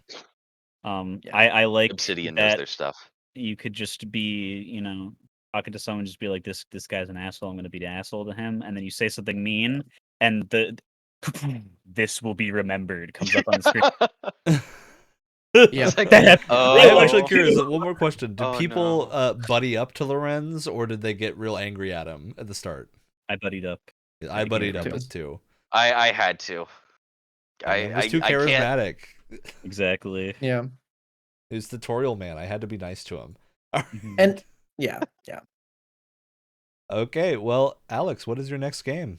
Following in Wyatt's footsteps of games that we will be playing together, I desperately want to beat the crap out of you guys and flail around all my appendages. It's time for Gang Beasts. Finally time. Let's go! Let's play some Gang Beasts. Yes! All right. I'm gonna throw you guys off a Ferris wheel. And throw myself off in the process. You've always wanted to throw me off of the Ferris wheel, Alex. Let's be honest. It's been a hidden desire for a long time. Oh, not that hidden. Not that hidden. All right. Well, let's talk about our last game for this batch of games, which is Yakuza 0. Finally roped these lads into playing some Yakuza. It's about time. Oh, look, I've beaten this game almost twice now. I very much enjoy it. I think this is probably, of the Yakuza games that I've played, I don't know if I'd say it's my favorite, but it's definitely up there. This is up there in terms of which ones I would say are the best. It's a good middle ground where we're not in physics mayhem territory yet. We're still in like action game beat 'em up space, which I really like. I think it's got a really fun combat system for the most part. Yeah, it's a nice, like, look, people say all sorts of genres for Yakuza because they don't fit cleanly into anything. Just know it's not GTA in Japan. It's about as far from that as you can get, Yeah, despite it being a seriously. crime drama. Nothing similar. The open world is vastly smaller. It's a JRPG. Yakuza is a JRPG. Is pretty much what it boils down to. What a game! I'm curious to see what everyone else thought. I was I was definitely less aware of the JRPG-ness, and I think that's why I don't. Ooh, that sound clip is not going to be good. Anyway, We move past things like that. oh god. Even when you're not doing it on purpose, you just say the weirdest stuff. I would have completely missed it if you had not paused for 5 seconds to point it out. I thought like, oh, that's funny, but I wasn't gonna say anything. I was You so close to not. psycho. I was just so close to me. not He wanted me ruining to it. say something. Or he Anyway. was waiting for me to say something. Anyway, I was not prepared for the JRPG aspects of the game, even though that's what it is. So one of the things that caught me off guard, but I brought this up as a problem when I was talking with you guys earlier about it. It's since just washed over me. It's no longer a problem anymore. Was the weird and this was just a problem at first, like I said, not anymore. Was I had an issue with the flow of being able to walk around the city section so freely, and then the sort of like random encounter-esque bit of it where it takes you into a separate fighting space arena whenever you're going into a battle, but it's essentially just the exact same where you were. So what I was saying was that I felt like that bringing you through the loading screen bit was very jarring to the flow of the game. But yeah, after getting to the second playable character, it's no longer. But it is also like a technical limitation of yeah the era. It's no longer a this is noticeable PS3 issue game. It does have notably you have to load a fight. The next. Wait, did you say this was a PS3 game? Yeah, PS3, PS4 cross-gen. This looks pretty good for a PS3 game. It was PS4 cross-gen, wow. so it is like native PS4 as well. It looks great. It's aged very well. But the thing is, like, you go back to Yakuza 3, which right now is the oldest game that is still a like must-play in the order of Yakuza games, because they've remade 1 and 2. 3 is the start of like you have to play the old one. Still looks good. Like it's still a good looking game. The textures are obviously way worse because they're from the early PS3 era. But aside from that, the games look great the entire way through. So there's no jarring bits of things that are gonna look bad ever. But yeah, it's I think the way fights work here I really like, because it does just directly feel like you're tossed into a beat 'em up level whenever you run into some thugs on the street. And notably, they're not random encounters. They are like, you can tell by the model of the characters on the street if they're fightable. Sometimes they'll run towards you. Sometimes you'll bump into them and be like, hey, don't bump into me, you idiot, and then fight you. There's also later on you can unlock people called the Novo Riche that run around in giant gold suits and you beat them up for money. It's great. Have you guys, considering how far you are, have you guys been able to beat up a big guy yet?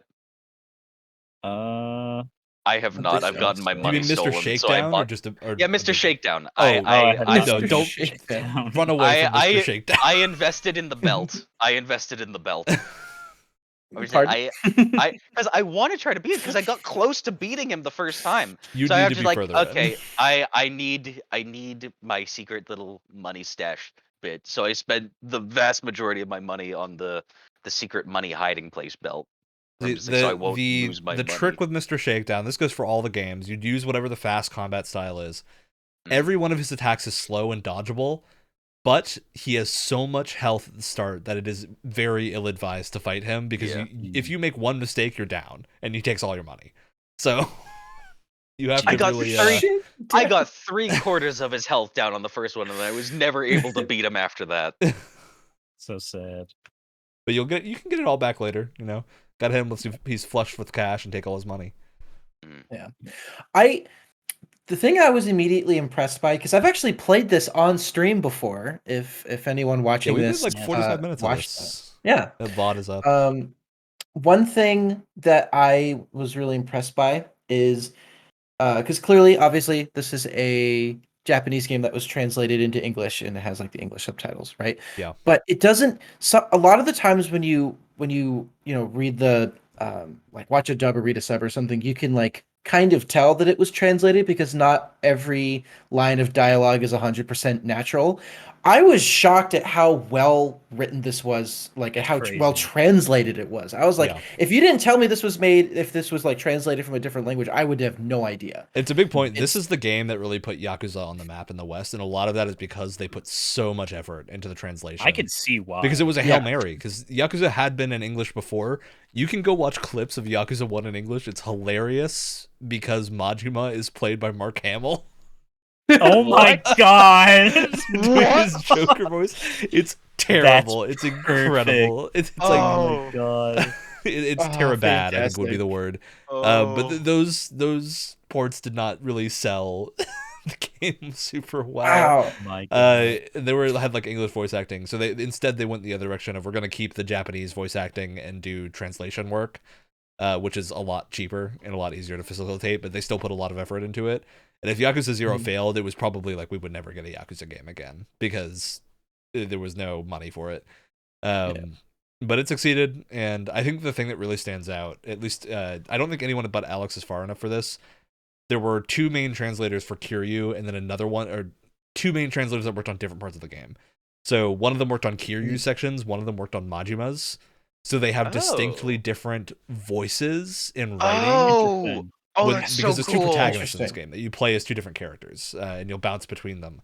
When you're in Majima's sections, it's written by someone who had a much more like in-your-face writing style, and so his sass comes off a bit better than if it were written by Kiryu's translator. Which is a super interesting story. I think it works very well. They both have very distinct personalities that come through. Subquests here are also translated very well. And I think the other note here, this is really one of the only, I think, Japanese games that your average person can play and hear that the voice acting is really good. Yeah. Yeah. Because you hear the growl in these people when they talk. Those Yakuza lieutenants, when you talk to them for the first time and they're clearly pissed, you're like, I smokes the crap out of you. Most of the time, in most like anime or something, everyone's trying to sound like appealing, or they're all like younger characters, or they're all like weird and wacky, haha, and like it is not very often that you just get like probably 50-year-old washed up boxer that just wants to rip your chest cavity open and beat the crap out of you. And generally the faces are modeled after the voice actors for most characters, not all of them, but for most of them. Which is the best way to have a voice sound like it fits the body. Yeah. And you can look up the recording sessions of these people. Kuze's voice actor is intimidating when he just is standing there, but he's apparently like a super nice guy. Yeah, it's really funny. I think something that also stands out is just the care that went into all the different elements at the start. I think works very well. Minus the one really weird cutscene type where it's still images, but with like one thing moving in the scene. Oh yeah. They never do this again. This is only in Yakuza 0. They don't do it ever again. Because I want to talk about that. It's such a, in the grand scheme of things, it's not that big of a deal, but it's jarring. It's so got on my nerves. There's like 3 or 4 different like forms of presentation throughout this entire game. There's pre-rendered, then there's one with like minimal animation, but there's still voice acting, and then there's ones with like kind of full animation and no voice acting. It is so weird, and it bothers me so much. I don't understand how they determine how to use there was what type of cutscene when. If there was some sort of like thematic purpose to it, I would be more okay with it, but there isn't. It is completely random. I think this is the same. This has the same psychological effect as watching a Christopher Nolan film and just seeing the aspect ratios change 90 times within one scene, because I didn't care. And I love Christopher Nolan movies, and I don't care about that either. I think we had a discussion about it when we were doing the short stream of it. Either that, or I think Thor High Heels on YouTube was talking about it. No, we definitely talked about this. And yeah, I'll say it doesn't bother me, but it's just a confusing thing. It is weird. I think I will the fully other three are acknowledge- fine, but when it does the thing where everything goes into like sepia colors and then And it has like a synthetic filter. they have like you'll Yeah. see the smoke coming off of a cigarette, but no mouths are moving, and it's just like a still image, like, and then Yeah. text is happening and it goes. Yeah. Just And keeps the I people fully in the background are acknowledge- walking around. I fully acknowledge two things. One, that it's ultimately not that big of a deal, and two, I feel like a lot of it was done just for cost saving Yeah. purposes. And also, I have to imagine. the thing that's even more confusing to me though is it only happens like 4 or 5 times in the whole game. Oh, really? Yeah. Huh. And like I said, understand it. it is not a game breaking thing by any means. It's just it really got on my nerves personally. I have to wonder Especially, if maybe those were meant to be like fully animated cutscenes and they just lost the time and they did the closest thing to a replacement for them. especially because I remember I had played this like very shortly after playing my time with Pentiment and seeing how well and how like uniform Pentiment's presentation is, and then you go to this like just like Jackson Pollock splatter random what is going on? It bothered me. And I don't think it's going to bother most anime people. cutscene. You get the crazy anime cutscene is great. And when you get a crazy karaoke cutscene, you get a crazy karaoke cutscene. I was And gonna it say, is speaking great. of, And it is which- great. which of, if not all, of the mini games did you guys interact with? I've played all of them I- over various playthroughs, and they're I all can imagine. most of them are competent. They're good distractions. A few of them are really good and like things that I would go out of my way to play. I like notably the... Yakuza 0 has a cabaret club minigame. Oh, God. That is incredible. It's one of the Oh, it's like one of God. the best like business tycoon puzzle games Oh my you can God. play. It's very good. It has an entire storyline that goes through the whole thing that is continued in later Yakuza games. Oh my Great. god. Weird. Because I... You can win a chicken at bowling. Oh my god. Because, well, I mean, this is where my only negatives come in with the game. With the mini games is I was playing this on PC using a PlayStation controller because I don't have an Xbox controller. Mhm. And with a lot of games on Game Pass, because it's an Xbox thing, they only ever map to Xbox controller buttons. Something I imagine went karaoke is wrong. difficult.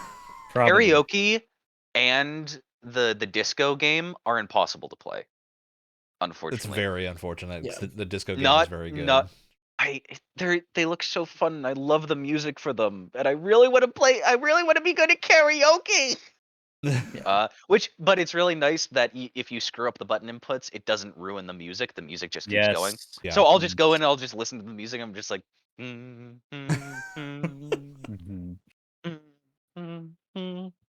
Yeah, you should pick Um, up a nice wired 360 controller at some point. They're cheap now and they're very reliable.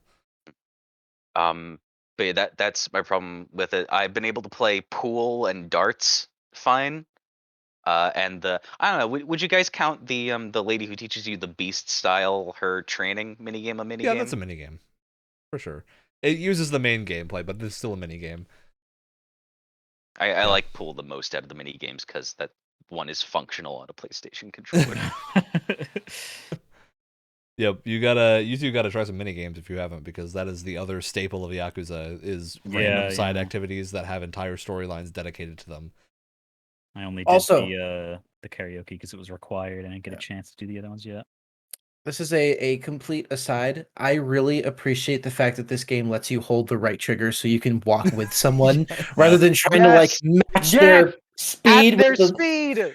I hate that. Oh. I hate that, especially when like you play like a especially it's even worse on keyboard and mouse, right? Like someone is walking Yeah. like at this glacial pace and you want to like walk with them and try and like be part of the scene and stuff, and they're walking too slow for your normal speed, so you have to like hit W and then you like walk forward a little bit and then you stop, Yeah. or you just like kind of Crouch walk. Like, so here's I the hate thing it. that I don't understand. With that, they have fixed the problem. Why doesn't every other game do this now? The I problem know, is because this is fixed. not a There's new a game. solution. People there don't is a have better excuses. way. Not everything can be nice all the time. We gotta have some bad escort quests, Assassin's Creed style sometimes. In order for some things to be play good, hide and some seek things with a have to be boat. bad. Ugh. Yeah. I think one of the strengths of Yakuza 0 over the other games is combat styles. I think largely feel very distinct and have nice uses, and you're encouraged to swap between them. And when you do, there's cool musical cues that change the background track, which is always exciting to see. Love that. I like that the combat styles have like very distinct purposes. Of Rush is like really good single target. You got your regular style brawler that's just very solid against pretty much anything, but not excelling at fighting one thing. Then you've got Beast, which is if there's furniture nearby, you just destroy every single thing in the area. Yeah, that's why I loved the penthouse boss fight. I beasted all the way through that. I'm just yeah. okay. That fight is great. Picks up an entire couch, die. I just love when a boss does a bunch of fancy moves with a weapon, and you're like, oh, there's a bunch of furniture in this room. Be a shame if something would happen to your skull with it. Interesting. I'm going to throw this on top of you and then jump on it. I'm gonna beat you up with an entire table.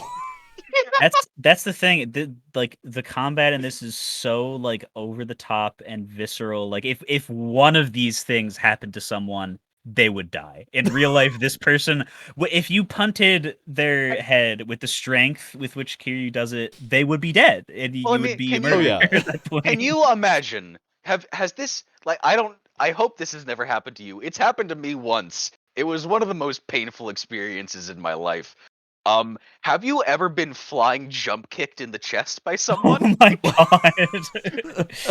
I don't think I've had a reason to be flying jump kicked in the chest by someone.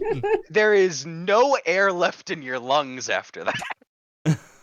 And yet, this one bastard keeps coming back in that first dungeon. It was hilarious. The same guy keeps running back. And he's doing even more violent things to take. Where did you get these weapons? It's so fun. I was playing it and streaming it while other people were watching, and like every single time, like there's something horrible happening, where they're like, "Oh my god, that was crazy!" And then he brings in the knife in the bathroom, whatever. He's just cracking his head against the urinals, against the sinks, and you throw him at the window, and everyone's like, "Yes!" It was heat actions are one of the single best things that has ever been created. Oh, they're so good. It's fantastic. Because I'm a button masher, and so I'm not very good at this, but it doesn't matter because when the heat action thing can happen, I just use it, and then it just works, and then I can keep button mashing and having fun. The combat. I was so prepared for him to come back during the last boss battle after throwing him out of the bathroom window. I was so ready. The combat system has that. It's not exactly the same type of combat as like a Musou game, but it's very similar in that I feel like it's a lot more accessible than a lot of other. It's like a beat 'em up action game style. It can get kind of technical, but you really don't need to use it in a technical way on normal difficulty. Yeah. The main thing, if you ever fight a boss that's hard to know, is just that like the right bumper does change some of your moves and will lock you onto them, which is very handy. But at the same time, that will get you killed in regular fights, and you shouldn't use it. So it's very situational. And also that blocking's a thing. Because I think the first time I played this game, I just didn't block the entire time, which was definitely a mistake. Because you can't dodge everything. There are not invulnerability frames on the other styles aside from Rush. So I figured out blocking was a thing after I gave the homeless man booze. Yeah. It was pretty late. I love that sentence. Yeah, Majima gets some great styles too. When you get to Majima Brett, you get dance fighting, which is incredible. Oh, thank God. And you get baseball bat. Hell yeah. your two best fighting styles, dance and baseball bat. Just like in real life. Lots of fun things. So yeah, I think Yakuza 0 is a great representation of what the franchise is like. Largely, I think it's one of the better entries in the game series. Minus some of the minigames are not great, but there's so many of them that you can just ignore them. If you don't like them. I do have one very important question.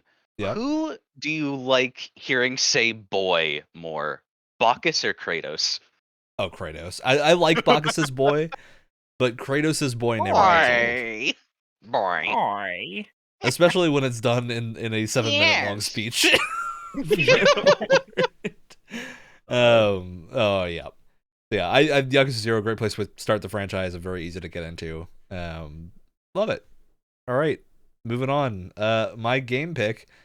look, Wolong's coming out soon, so I feel like we need to get complete Team Ninja's backlog that I've been forcing you to go through. So I'm telling you ahead of time, this is a bad game. It's not a great game.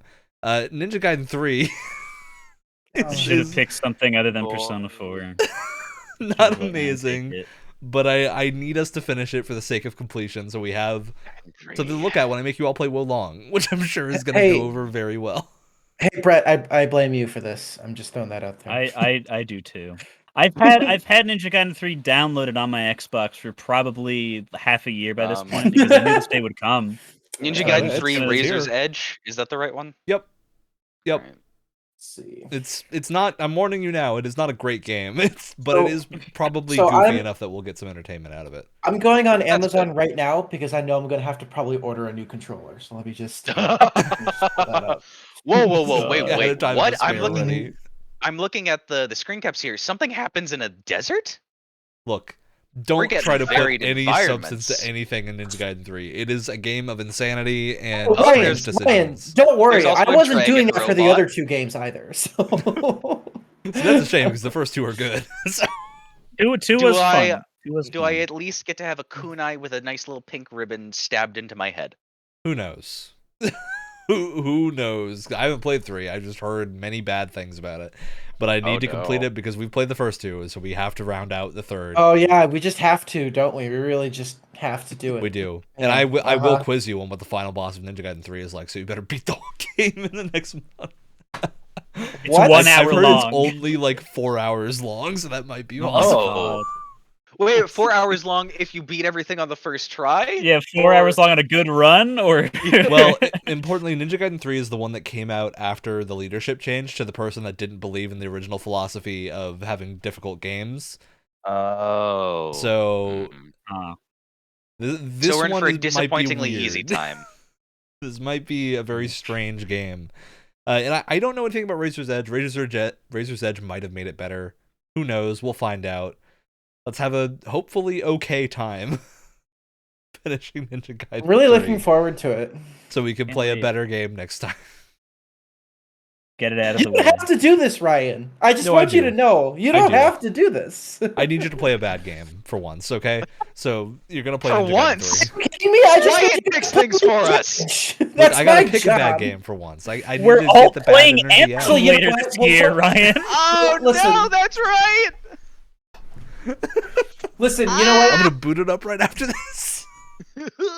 Listen, you know what? I picked a good game this time, so I guess someone has to take up the mantle of bad game. Sure. Exactly. Yeah. We gotta even it out. It's gotta be a nice mix of good and bad.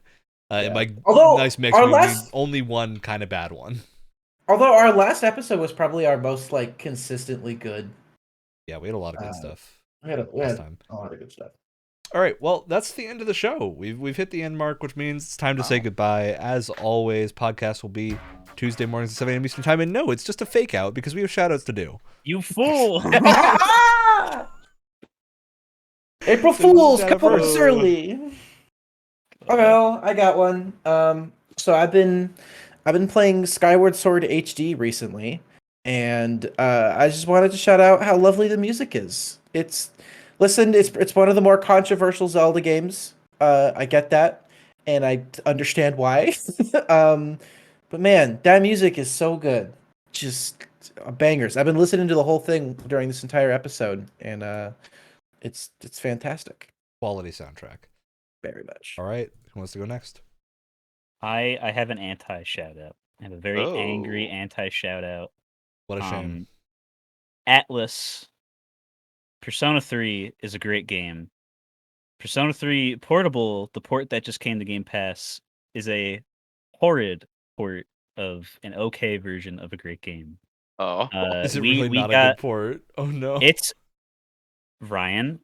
The Persona 3 Portable was on the PSP. They used the PSP audio. Oh, it is so crunchy. No. So all the dialogue and all the music sounds like it's coming through a Nintendo DS. Isn't that crazy? And all the 2D backgrounds are like they just put it through Pixel art.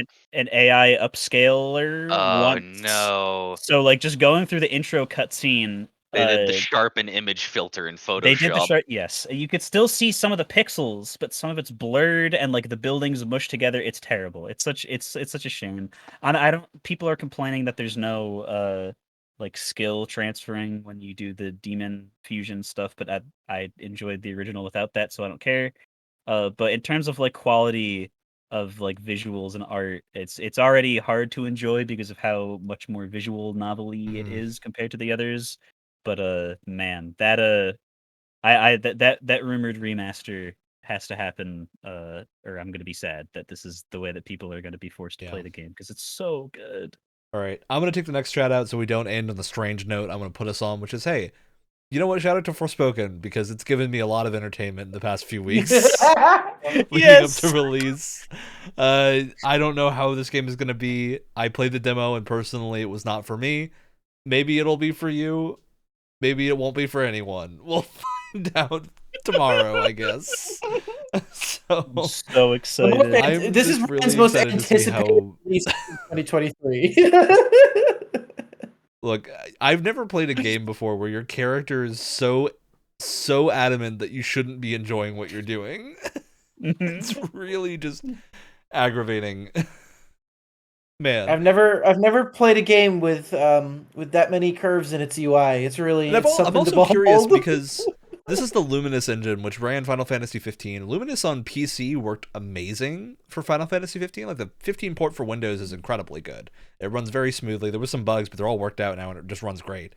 So I am super confused as to why the system requirements are so crazy high for PSE and PSP for PC. PSP. Look, hey, you could stream it. Turn your PSP into a bomb if you tried to run Forspoken. Well, turn my PSP into something. Oh my god! Right there. He has a relic. Get him. An artifact from an ancient time. Yeah, it's an ancient artifact, all right, with a whole disk drive that I don't know what's in there. Maybe something fun. But hey, Forspoken, I'm super curious to see how crazy, probably not okay this game's gonna be. Can't wait. Let's find out together. All right, I'm gonna play the outro after Alex goes. I underwent severe brain hemorrhaging on the mention of Forspoken, and I forgot my shout out. How's I had to corrupt everything with Forspoken. So I guess I have like a somewhat anti shout out. Fire Emblem Engage, cool as a game. The music sucks. The English opening sucks. The rest of the soundtrack. The rest of the soundtrack's pretty good. The English opening is sucks. Weird. It sounds like the 4 Kids opening to One Piece. It sounds like a trap remix of the Japanese one. It's very strange. I have been playing some Engage, and it is very fun so far, although I haven't been reading the story, which might, from what I've been hearing to other people, might be affecting that. So, it's an interesting couple of weeks for games. We'll see when Hogwarts Legacy comes out and talk about that. See what happens. Oh, no. All right, that's the end of the show. Crossed. We'll end on that confusing note. Maybe Forspoken will be adequate. It's gonna be a great couple of months. It's gonna be a great couple of months for like magic-based games. Yeah, really. It's gonna be great. Oh yeah. Set them back 10 years. God. The genre lost time.